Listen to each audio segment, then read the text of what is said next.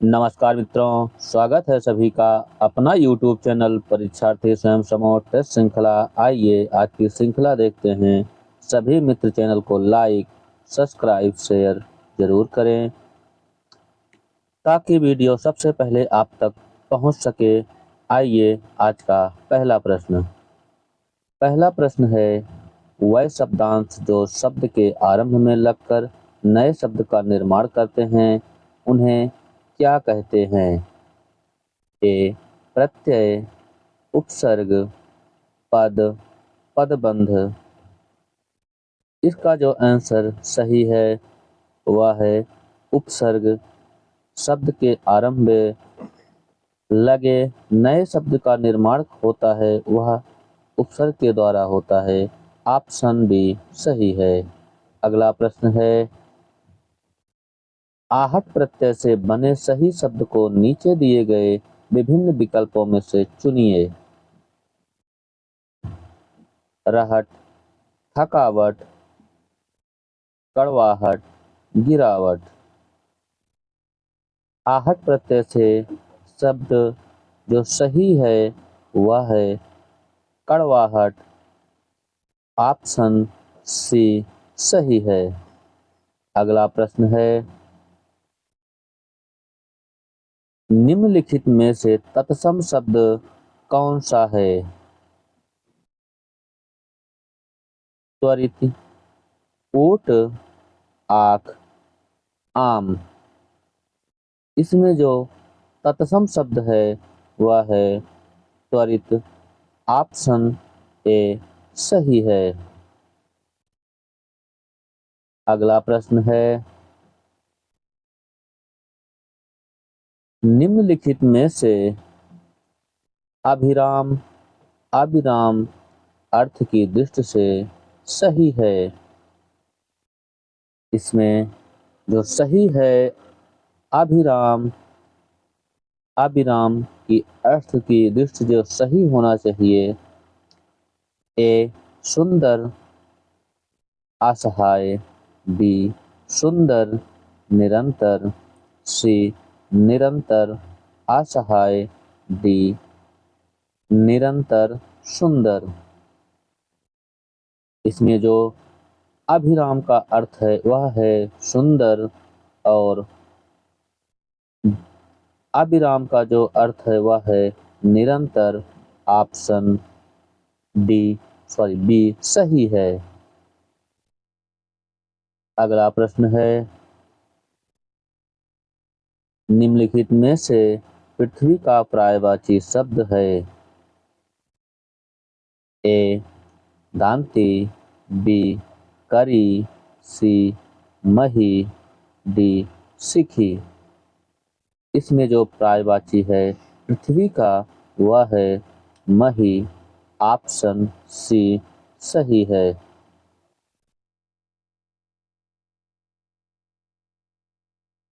अगला प्रश्न है,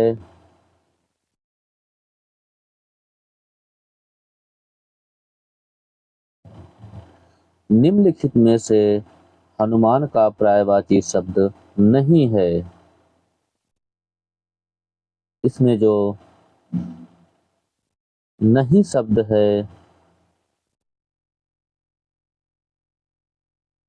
पर्यायवाची जो नहीं है, राम भक्त हनुमान का पर्यायवाची नहीं है। बाकी पवन सुत, बजरंगबली, कपीश्वर ये सारे तीनों हनुमान के पर्यायवाची हैं। अगला प्रश्न है, जब तक परीक्षा का दिन नहीं आया था तब तक उसने एक अक्षर नहीं पढ़ा था। वाक्य में भेद है। सरल वाक्य, आज्ञावाचक, मिश्र वाक्य, संयुक्त वाक्य। इसका जो सही उत्तर है, जब तक परीक्षा का दिन नहीं आया था तब तक उसने एक अक्षर नहीं पढ़ा। इसमें जो वाक्य है वह है मिश्र वाक्य। ऑप्शन सी सही है। अगला प्रश्न है, निम्नलिखित में से वर्तनी की दृष्टि से शुद्ध शब्द का चयन करें।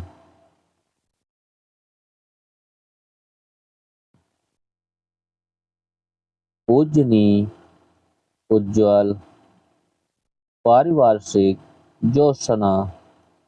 इसमें जो वर्तनी की दृष्टि से शुद्ध है वह है पारिवार्षिक। ऑप्शन सी सही है। अगला प्रश्न है, अंधेर नगरी में 7 गीत हैं। अंधेर नगरी, अनबुझ राजा, यह गीत किस दृश्य में है। अंधेर नगरी नाटक भारतेंद्र हरिश्चंद्र का है और इसमें 7 गीत है। अंधेर नगरी, अनबुझ राजा, यह किस दृश्य से लिया गया है। प्रथम दृश्य से, दूसरे दृश्य से, तीसरे दृश्य से कि पांचवें दृश्य से। अंधेर नगरी, अनबुझ राजा, यह तीसरे दृश्य से लिया गया है। ऑप्शन सी सही है। अगला प्रश्न है,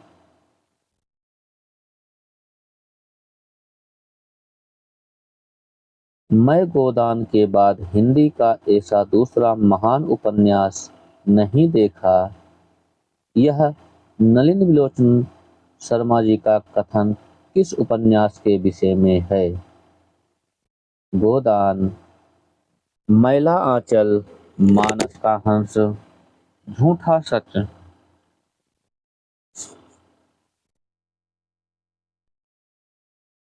इसका जो सही उत्तर है,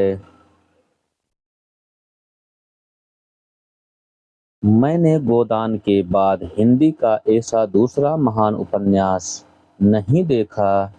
यह जो नलिन विलोचन शर्मा जी का कथन है इस उपन्यास के विषय में है वह है मैला आंचल। ऑप्शन बी सही है। अगला प्रश्न है,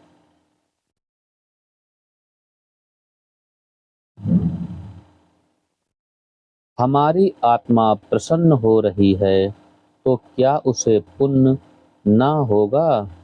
कफन कहानी का यह कथन किसका है। माधव का, घीसू का, बुधिया का या सभी का। इसमें जो कथन है, जब कफन कहानी में जब बुधिया अपना शरीर त्याग देती है उसके बाद जो माधव और घीसू को जो कुछ पैसे मिले थे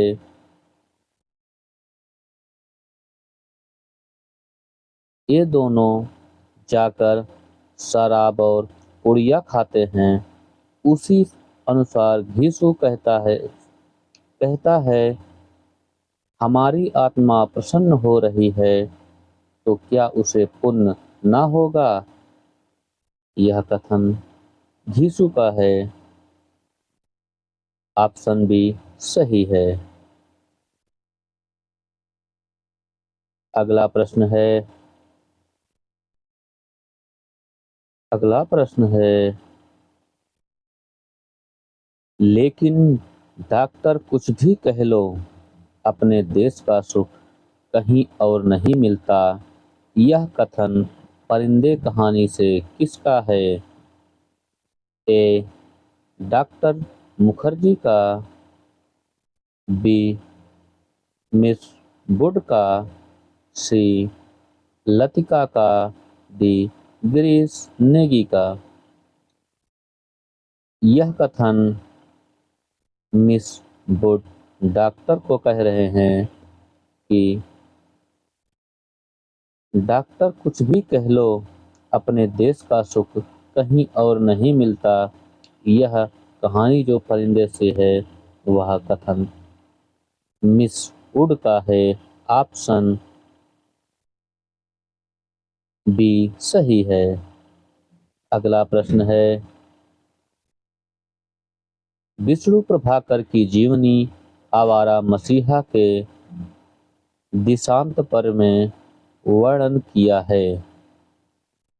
ए रंगून से स्वदेश लौटने का, बी शरत के बचपन से यौना अवस्था तक, सी शरत का नौकरी की तलाश, डी कलकत्ता से रंगून तक।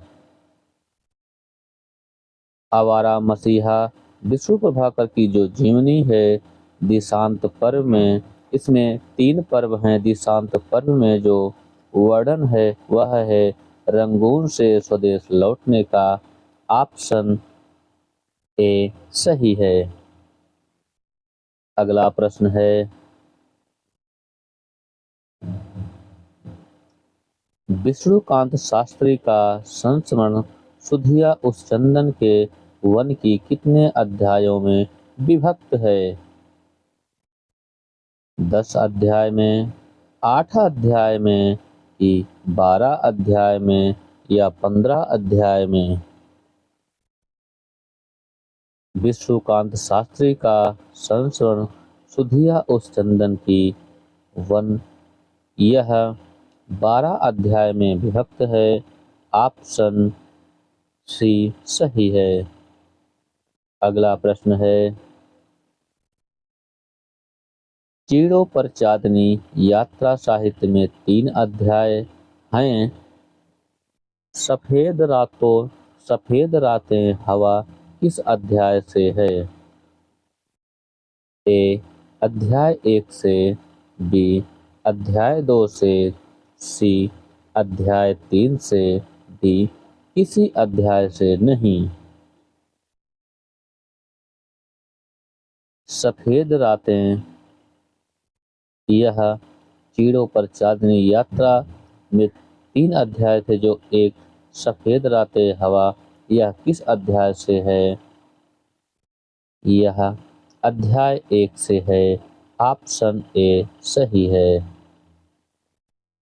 अगला प्रश्न है, बिहार में कोसी नदी से आने वाली बाढ़ को लेकर लिखा गया रिपोर्टाज रचना से है। बिहार में कोसी नदी है, बाढ़ को लेकर जो रिपोर्टाज लिखा गया था वह कौन सा रिपोर्टाज है? कोसी का घटवार, ऋण जल, धन जल होना चाहिए, यहाँ वन हो गया है।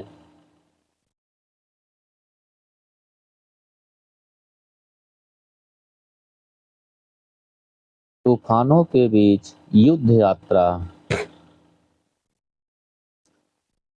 बाढ़ को लेकर लिखा गया रिपोर्टाज ऋण जल धन जन है। ऑप्शन बी सही है। अगला प्रश्न है, मोको कहाँ ढूंढे बंदे मैं तो तेरे पास में, यह पंक्ति किसकी है? कबीरदास की, रैदास की, सूरदास की, मलूकदास की? मोको कहाँ ढूंढे बंदे, यह पंक्ति है कबीरदास की। ऑप्शन ए सही है। अगला प्रश्न है, निम्नलिखित में से संत काव्य नाम किसने दिया? ए आचार्य रामचंद्र शुक्ल, बी राहुल सकिंत्यान, सी राम कुमार वर्मा, डी हजारी प्रसाद द्विवेदी? संत काव्य नाम किसने दिया है?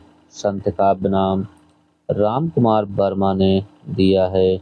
ऑप्शन सी सही है। अगला प्रश्न है,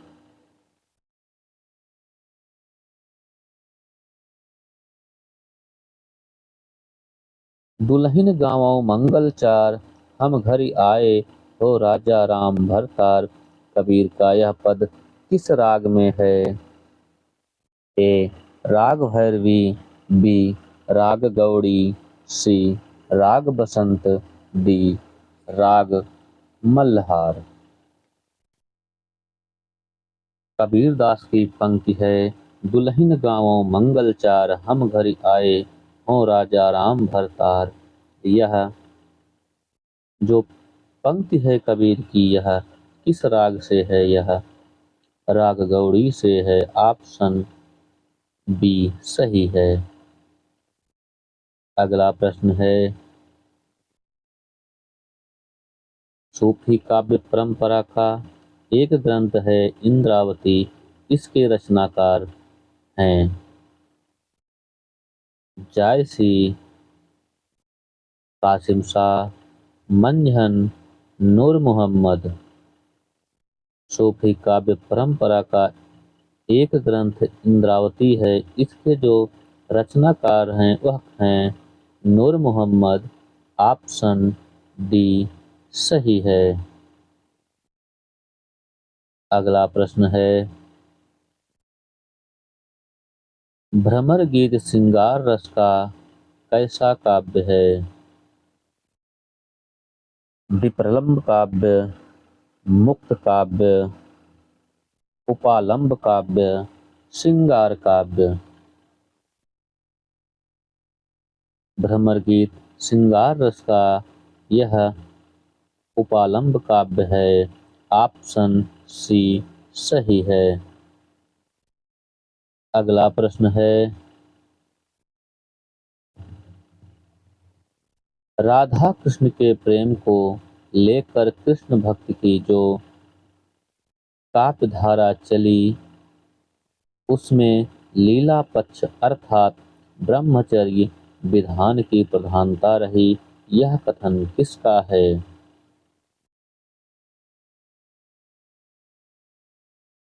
एक बार फिर से, राधा कृष्ण के प्रेम को लेकर कृष्ण भक्त की जो काव्य धारा चली, उसमें लीला पक्ष अर्थात ब्रह्मचर्य विधान की प्रधानता रही। यह कथन किसका है? ऑप्शन में हजारी प्रसाद द्विवेदी, गणपत चंद्र गुप्त, रामचंद्र शुक्ल, विश्वनाथ प्रसाद मिश्र। यह कथन रामचंद्र शुक्ल का है। ऑप्शन सी सही है। अगला प्रश्न है, संतन कहो कहाँ सीकरी सो काम, आवत जात पन्हैया टूटी, बिसर गयो हरि नाम। यह पंक्ति किस कवि की है? संतन को कहाँ सीकरी सो काम, आवत जात पन्हैया टूटी, बिसर गयो हरि नाम। यह पंक्ति किस कवि की है? चतुर्भुज दास, नंददास, कुंभन दास, कृष्णदास। यह पंक्ति कुंभन दास की है। ऑप्शन सी सही है। अगला प्रश्न है, कबहू जोग वियोग न जाके, देखा प्रकट विरह दुख ताके। पंक्ति किस रचना और कवि की है? गीतावली और तुलसीदास, सूरसागर और सूरदास, रामचरितमानस और तुलसीदास, पद्मावत और जायसी। यह पंक्ति किस रचना और किस कवि से है? यह पंक्ति रामचरितमानस और तुलसीदास की रचना से है। ऑप्शन सी सही है। अगला प्रश्न है,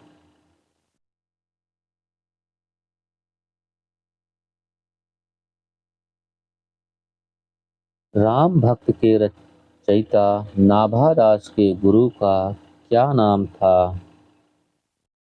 option A Narhariya Das, B Vallabhacharya, C Agradas, D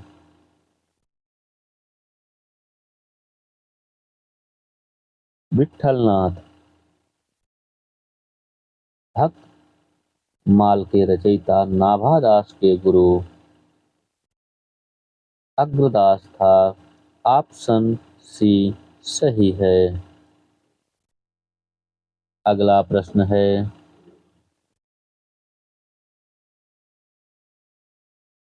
Padmaavat को सूफी काव्य मानने से इनकार करने वाले आलोचक इनमें से कौन हैं? ए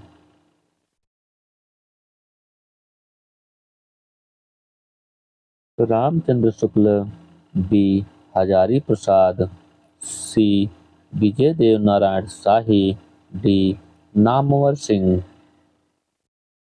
पद्मावत को सूफी काव्य मानने से इनकार करने वाले आलोचक विजय देव नारायण शाही हैं। ऑप्शन सी सही है। अगला प्रश्न है,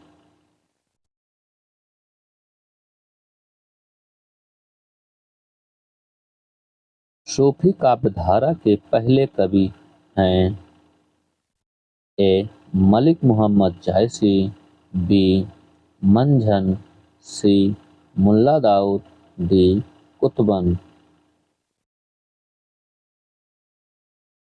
इसका जो सही उत्तर है, सूफी काव्य धारा के जो प्रथम या पहले कवि माने जाते हैं वह हैं मुल्ला दाऊद। ऑप्शन सी सही है। जैसे कि सूफी काव्य धारा में प्रथम कवि विद्वानों के अनुसार अलग अलग माने गए हैं, लेकिन अगर यह पूछ लिया जाए सूफी काव्य धारा के पहले कवि कौन हैं या किसी विद्वान का नाम नहीं है, तो मुल्ला दाऊद सही हैं। अगला प्रश्न है, निम्नलिखित में से कौन सी रचना देव की नहीं है?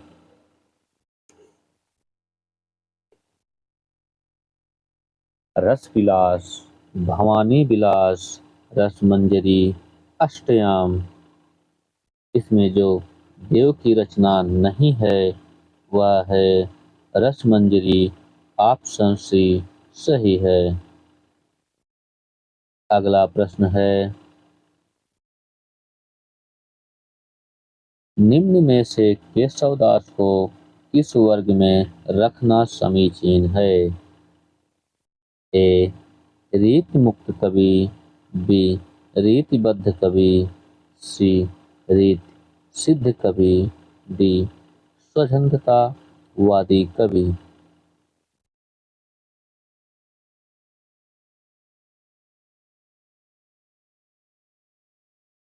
केशवदास को रीत काल के अंतर्गत किस वर्ग में रखा गया है?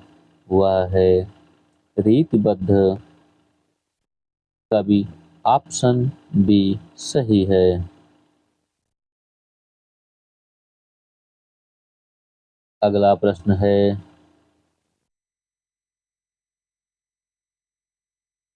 आचार्य रामचंद्र शुक्ल ने अपने हिंदी साहित्य का इतिहास ग्रंथ में इनमें से किस कवि को हिंदू जाति का प्रतिनिधि कवि कहा है? ऑप्शन ए लाल कवि, बी सूदन, सी भूषण, डी रहीम।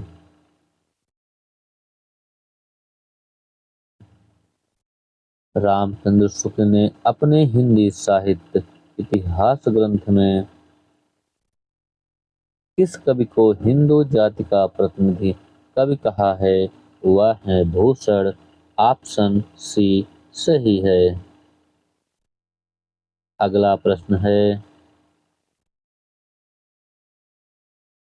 वर व नायिका भेद यह रचना किस कवि की है?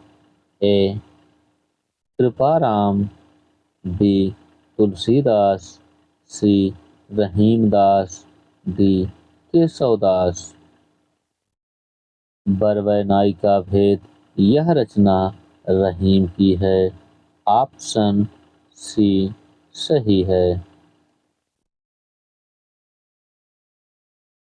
अगला प्रश्न है, बिहारी की भाषा चलती होने पर भी साहित्यिक है, यह कथन किसका है? A. Doctor Nagendra, B. Doctor Bachchan Singh, C. Acharya Ramchandra Shukla, D. Hazari Prasad Dwivedi. Bihari की भाषा चलती होने पर भी साहित्यिक है, यह कथन आचार्य रामचंद्र शुक्ल का है। ऑप्शन सी सही है। अगला प्रश्न है, कानों में कंगना में कहानी, थोड़ा सा मिस्टेक है, कानों में कंगना कहानी में कितने कंगना का वर्णन किया है? 4 कंगन, 101 कंगन, 2 कंगन या 10 कंगन। कानों में कंगना का जो वर्णन किया गया है वह है 2 कंगन का। ऑप्शन सी सही है। बात है कानों के कंगन की, ना कि हाथ के कंगन की। हाथ के कंगन में 4 होते हैं, कान में 2 ही कंगन होते हैं।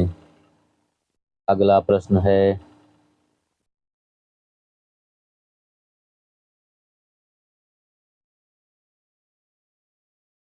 भाग की भीड़ अभीरन में गही गोविंद लो गई भीतर गोरी, इस पंक्ति के रचनाकार कौन हैं? ए. बिहारी, बी. केशवदास, सी. पद्माकर, डी. भिखारीदास। यह पंक्ति फाग की भीड़ अभीरन में गही गोविंद लो गई भीतर गोरी, यह पंक्ति जो है यह पद्माकर की है। ऑप्शन सी सही है। अगला प्रश्न है,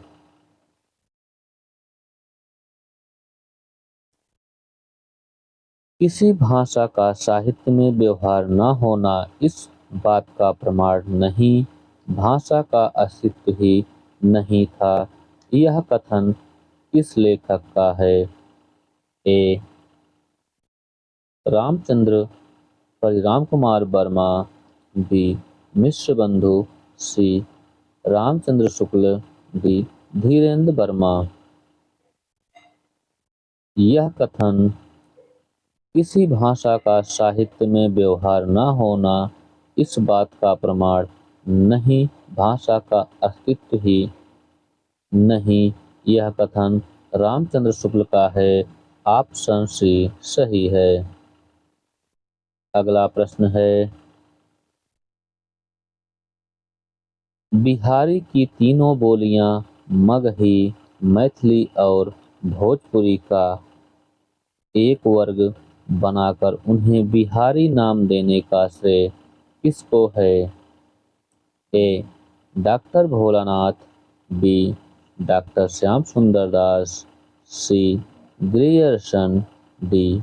विश्वनाथ प्रसाद मिश्र।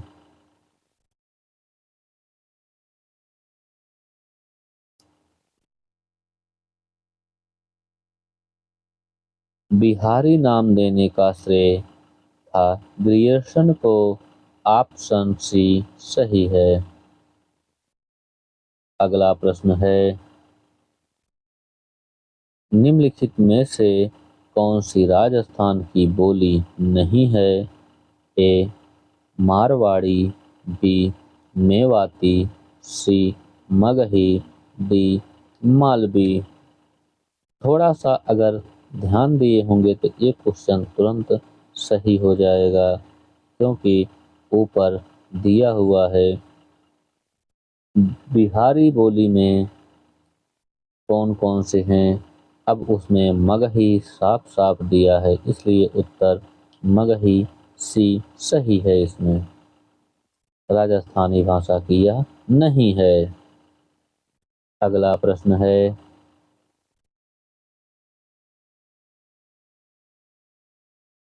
भोजपुरी भाषा अपने व्याकरणिक ढांचे में न भाषा से काफी समानता रखती है। यह फारसी भाषा से है, ब्रज भाषा से है, बंगला भाषा से है, बुंदेली भाषा से है। भोजपुरी भाषा अपने व्याकरणिक ढांचे में इस भाषा से काफी समानता रखती है। यह बंगला भाषा से है। ऑप्शन सी सही है। अगला प्रश्न है,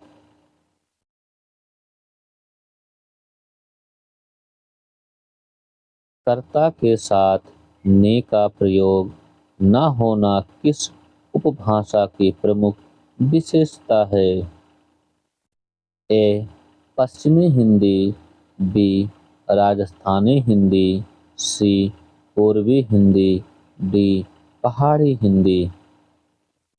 कर्ता के साथ ने का प्रयोग न होना किस उपभाषा की प्रमुख विशेषता है? वह है पूर्वी हिंदी की। ऑप्शन सी सही है। अगला प्रश्न है,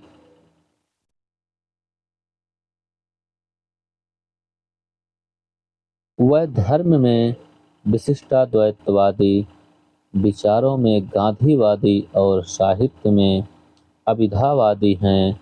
यह कथन मैथिली शरणगुप्त के विषय में किसने कहा है?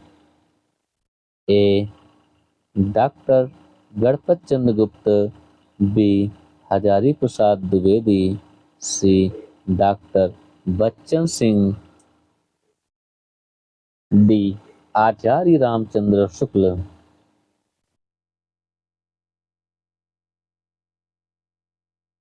यह कथन वह धर्म में विशिष्टाद्वैतवादी, विचारों में गांधीवादी और साहित्य में अभिधावादी है। यह कथन मैथिली शरणगुप्त के विषय में किसने कहा है? यह डॉक्टर बच्चन सिंह ने कहा है। ऑप्शन सी सही है। अगला प्रश्न है, निम्नलिखित में से प्रेम शतक के रचनाकार कौन से कवि हैं? ए जगन्नाथ दास, रत्नाकर, दुलारे लाल भार्गव, सी अंबिका दत्त व्यास, डी वियोगी हरि। प्रेम शतक के जो रचनाकार हैं वह हैं वियोगी हरि। ऑप्शन डी सही है।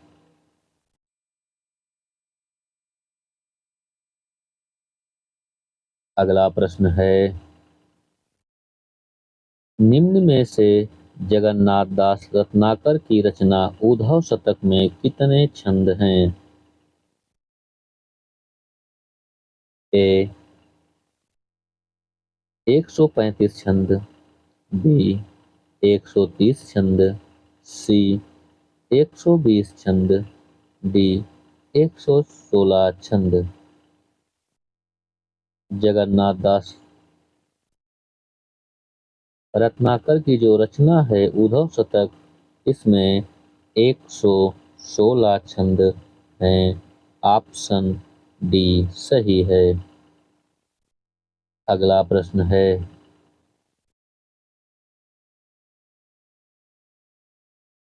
आत्मा का संग्राम आत्मा से और देह का संग्राम देह से जीता जाता है। रामधारी सिंह का यह कथन किस कृति के संदर्भ में कहा गया है? ए रश्मरथी, बी उर्वशी, सी हुंकार, डी कुरुक्षेत्र।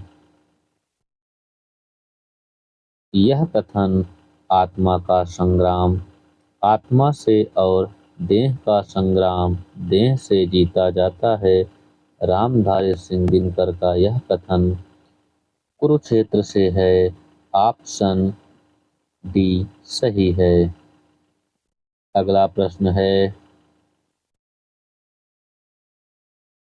कौन सा कवि एक भारतीय आत्मा के नाम से कविता लिखता था या जाना जाता है? Option A Kedarnath Agrawal, B Bhawani Prasad Mishra, C Shambhunath Singh, D Makhanlal Chaturvedi. भारतीय आत्मा के नाम से जो कविता करते थे या जाने जाते थे वह हैं माखनलाल चतुर्वेदी। ऑप्शन डी सही है। अगला प्रश्न है,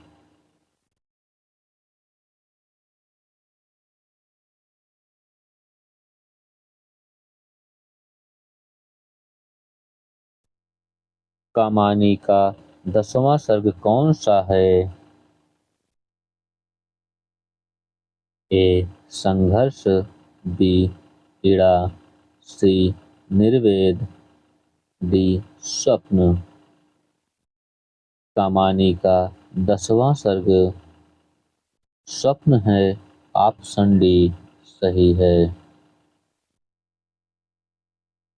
कामायनी में कुल 15 सर्ग हैं। पहला चिंता, आशा, श्रद्धा, काम, वासना, लज्जा, कर्म, ईर्षा, पीड़ा, स्वप्न, संघर्ष, दर्शन, निर्वेद, रहस्य, आनंद। कुल 15 सर्ग हैं और 10वें नंबर पर स्वप्न है। ऑप्शन डी सही है। अगला प्रश्न है, हम स्वयं बंधे थे और स्वयं हम अपने बंधन तोड़ चले। प्रस्तुत पंक्ति के रचयिता हैं A Maithili Gupt, B Satyanarayan Kaviratna, D Ramnaresh Tripathi, D Bhagwati Charan Verma. यह पंक्ति हम स्वयं बंधे थे और स्वयं हम अपने बंधन तोड़ चले, यह पंक्ति है भगवती चरण वर्मा की। ऑप्शन डी सही है। अगला प्रश्न है, द्रौपदी नामक प्रबंध काव्य के रचयिता कौन हैं? ए प्रभाकर माचवे, बी शंभुनाथ सिंह, सी धर्मवीर भारती, डी नारेंद्र शर्मा। द्रौपदी नामक प्रबंध काव्य के जो रचयिता हैं वह हैं नारेंद्र शर्मा। ऑप्शन डी सही है। अगला प्रश्न है, रामचंद्र शुक्ल ने रहस्यवाद के मूल अर्थ में किस छायावादी कवि को सर्वाधिक प्रमुख माना है? ए पंत को,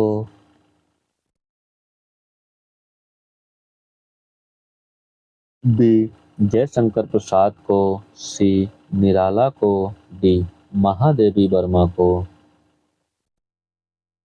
रामचंद्र शुक्ल ने रहस्यवाद के मूल अर्थ में छायावादी कवि सर्वाधिक प्रमुख स्थान महादेवी को माना है। ऑप्शन डी सही है। अगला प्रश्न है, नींद के बादल काव्य संग्रह के लेखक कौन हैं? ए नागार्जुन, बी भवानी प्रसाद मिश्र, सी अज्ञेय, डी केदारनाथ अग्रवाल।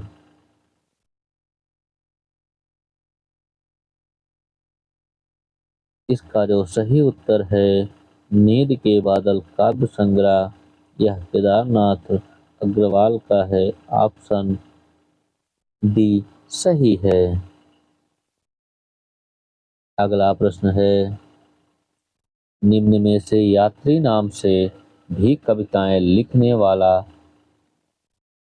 कौन सा रचनाकार है जो यात्री नाम से रचनाएं लिखता था, कविताएं करता था? रघुवीर सहाय, केदारनाथ अग्रवाल, गिरजा कुमार माथुर या नागा अर्जुन?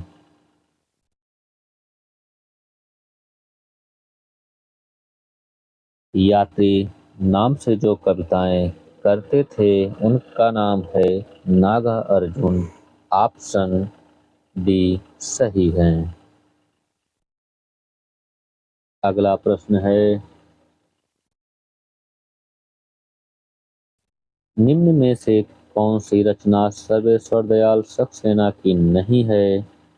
ए एक शहर की मौत, बी काठ की घाटियां, सी पागल कुत्तों का मसीहा, डी खूंटियों पर टंगे लोग?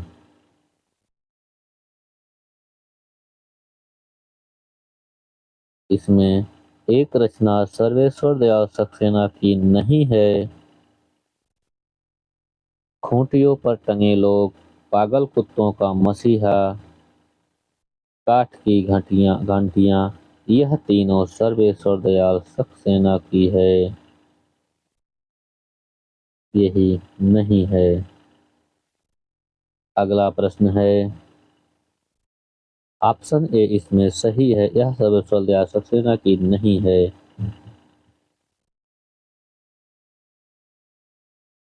अगला प्रश्न है, मुक्तिबोध की रचना चाँद का मुंह टेढ़ा है में कौन सी कविता संकलित नहीं है? जन्मदिन की धूप में, एक स्वप्न कथा, भूल गलती, ब्रह्म राक्षस? मुक्तिबोध की रचना चाँद का मुंह टेढ़ा है में जो कविता संकलित नहीं है वह है जन्मदिन की धूप। ऑप्शन ए सही है। अगला प्रश्न है, जी हाँ हुजूर मैं गीत बेचता हूँ किसकी पंक्ति है? ए भवानी प्रसाद मिश्र, बी गिरजा कुमार माथुर, सी अज्ञे, डी शमशेर बहादुर सिंह? जी हाँ हुजूर मैं गीत बेचता हूँ, यह पंक्ति भवानी प्रसाद मिश्र की है। ऑप्शन ए सही है। अगला प्रश्न है,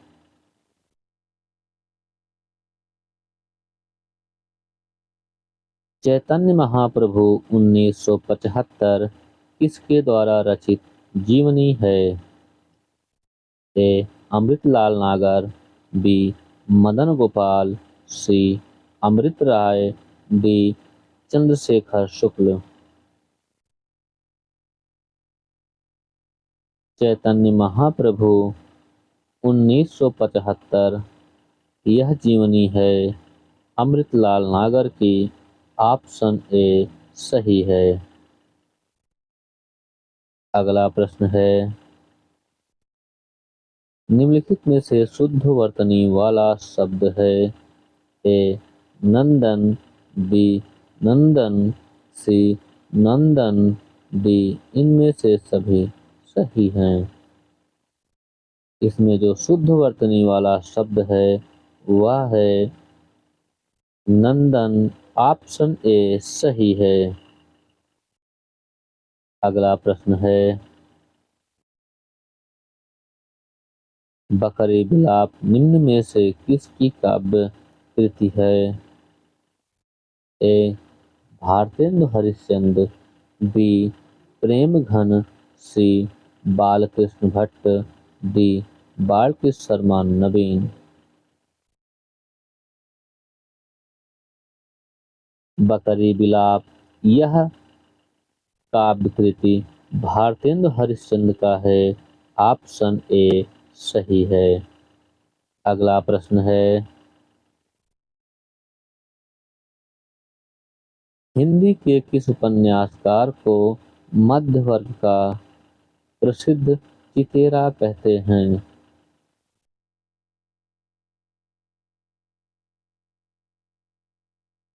ए उपेंद्र नाथ अश्क, बी दूधनाथ सिंह, सी जयशंकर प्रसाद, डी सूर्यकांत त्रिपाठी निराला।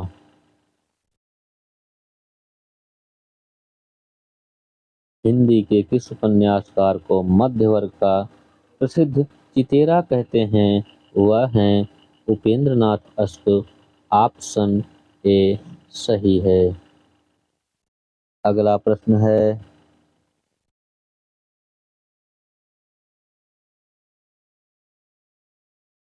विलक्षण बात यह है कि आधुनिक गद्य साहित्य की परंपरा का प्रवर्तन किस प्रवर्तन नाटकों से हुआ, यह कथन किसका है? आचार्य रामचंद्र शुक्ल का, श्रीनिवास दास का, डॉक्टर नागेंद्र का, भारतेंदु हरिश्चंद्र का।